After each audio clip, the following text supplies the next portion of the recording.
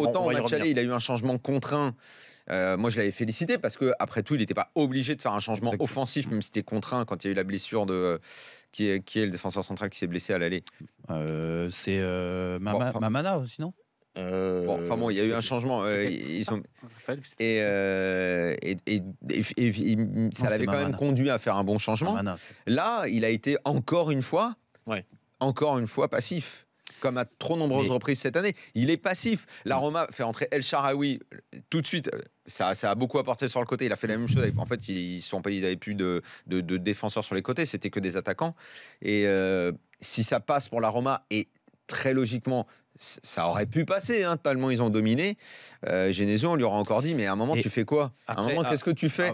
Il y a beaucoup de critiques des Lyonnais contre Genesio. Tu regardes ce qui se passe. Il regarde toujours ce qui se passe. Encore une fois, moi, je ne suis pas étonné. Ce que je veux dire, à chaque fois, on va me dire que je tape sur Genesio. Mais moi, à l'aller, Daniel dit, oui, c'est sûr qu'il est pas obligé de faire ce changement-là. Mais il est contraint, je suis désolé. Quand tu as Gonalon, qui est très bon derrière... Naturellement, il met Gonalon derrière, il met Touzard qui préfère jouer en sentinelle tout seul plutôt qu'à deux. Et on l'a encore vu ce soir, Touzard, il est trop...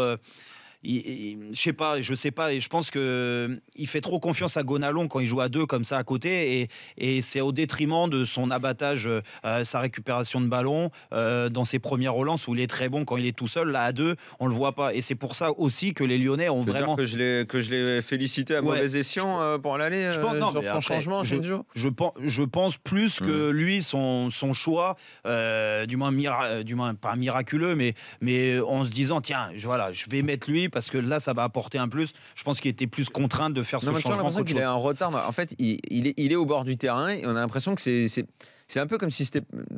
Comment dire sans être trop dur? C'est un peu comme si c'est pas lui qui était le coach. Il est là sur le bord du terrain, puis il fait l'invité du bord terrain. Exactement. S'il allait voir Catrera, je peux éventuellement faire un changement. Non, pas tout de suite.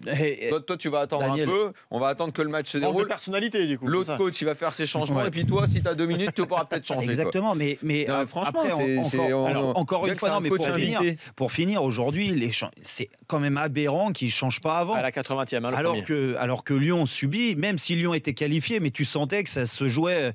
Voilà, ils étaient sur un fil et que sans un grand Lopez, malheureusement, ils auraient été éliminés ce soir. Donc, encore une fois, ton équipe, quand elle subit comme ça, c'est sûr que les joueurs sont obligés de s'adapter à ce que leur propose l'adversaire. L'adversaire, aujourd'hui, il est très fort. Il fonctionne en rouleau compresseur. Donc, c'est dur. Et ça a été dur pour toutes les équipes qui, comme ça, ont 2 buts à défendre. Et psychologiquement, forcément, tu t'acceptes de subir. Mais après, tu as ton entraîneur qui aussi te donne des conseils d'avant-match que des fois que tu ne peux pas respecter. Ça arrive, on entend à travers des déclarations encore qu'ils n'ont pas respecté les consignes du coach et tout. Mais à la mi-temps, tu peux corriger tout ça. Il y a un léger mieux, mais ces changements doivent permettre à Lyon, en cours de deuxième mi-temps, de ressortir un peu mieux.